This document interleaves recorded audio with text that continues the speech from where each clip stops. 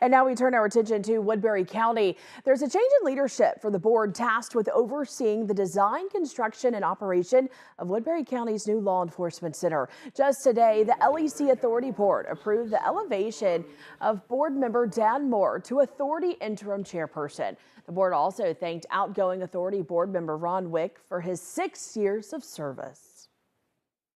He got us to where we are today. And as he said in his remarks, he's always wanted to project and produce a product, a facility that's going to be built right. And we're doing that.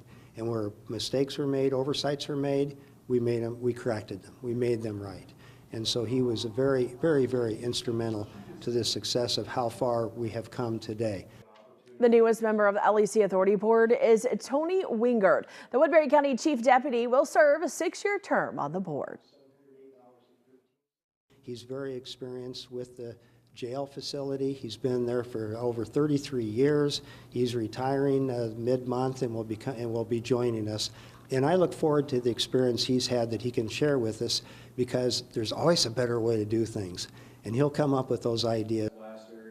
Moore said there are just 2 items left to complete the structural work on the LEC. The facility opened its doors in September of 2024.